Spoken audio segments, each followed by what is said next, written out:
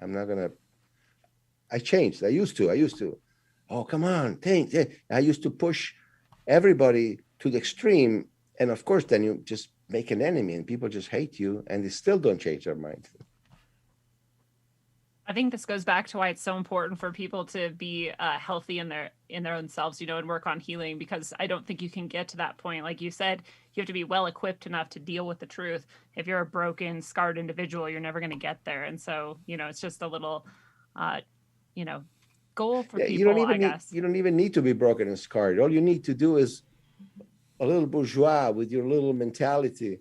Like even here in Italy, for example, many people have this great idea that America is the greatest democracy in the world. Okay, of course we have that idea. We have been soaked in propaganda for 70 years after the war, so of course we believe that. And even very intelligent people, very cultured people, journalists who know what they're doing and have dealt with problems in the world before. Sometimes talking about 9/11, they say to me, your work is very on point, so it's very accurate, and I really cannot dismantle it. I cannot debunk it, but this is too big of an idea. I cannot. Americans would not do this to themselves.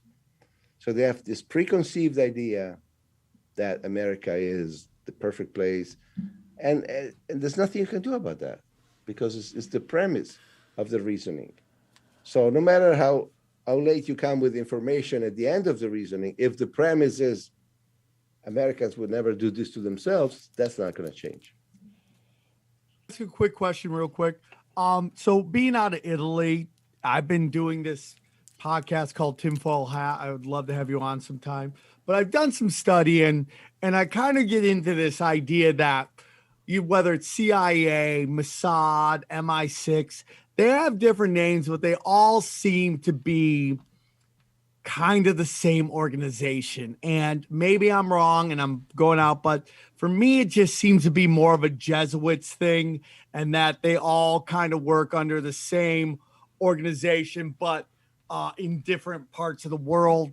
And that, you know, organized crime, how many of these countries, like whether it's Europe, North and South America, have like these crime families or these crime organizations that seem to have a real Catholic base to them. The Italians, the Irish, the Mexican mob, they all are like strong Catholic roots. Am I just talking crazy right here, or have you studied any of that and found that there might be something that there's you know, as they say in boxing, there's levels to this shit, and what is a higher level than maybe even the intelligence communities?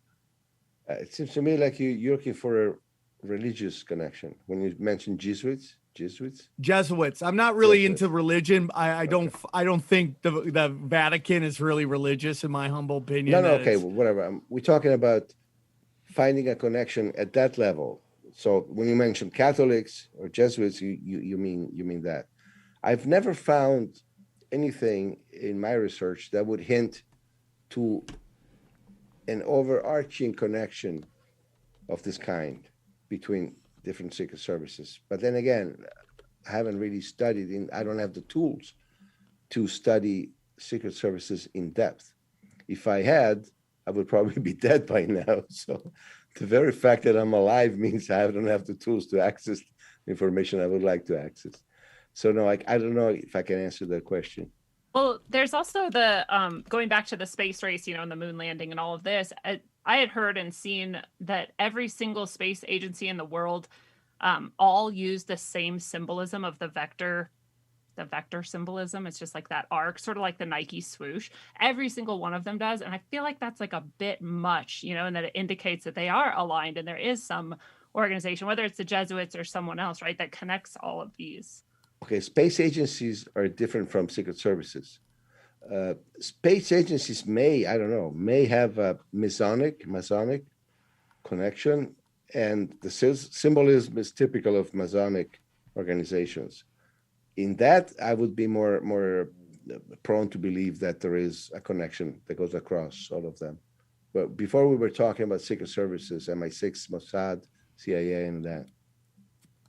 Well, you know what I want to get into too, because we have the pleasure of having Massimo, my two guys that are responsible for my two favorite 9/11 documentaries. You have Jason from Loose Change, and then you have Massimo from 9/11, A New Pearl Harbor, and the why. Oh, there he is. That's Jason. Yeah, look at you guys side by We side. talked about, let me see, it would have been 2005, 15 years ago. You guys were coming to LA. We were trying to organize for me to come and meet you guys. We never made it, but I remember talking to you, Jason. Yeah, it's been a long and you time. haven't. What's wrong with this picture? I have aged and you haven't. Oh, I'm lucky, and believe me, I'm feeling it. I'm almost 42 now. I jumped in a little bit, and I didn't want to interrupt because I had another broadcast. But you're talking about the space race, and this is something that I've really looked into.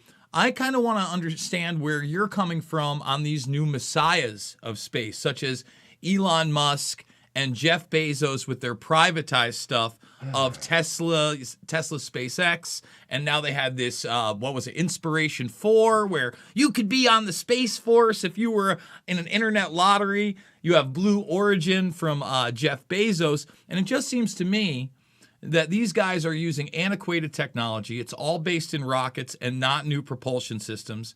And we constantly get these promises that we're going to the moon and we're going to colonize Mars.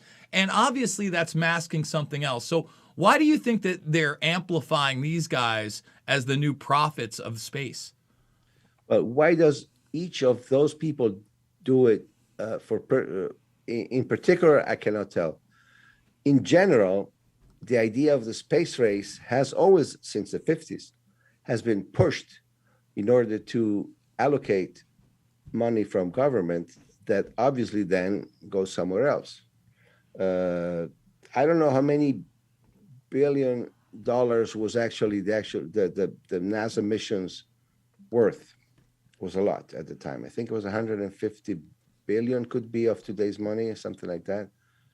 If they did not go to the moon, and they only spent part of that money, where did the rest of the money go?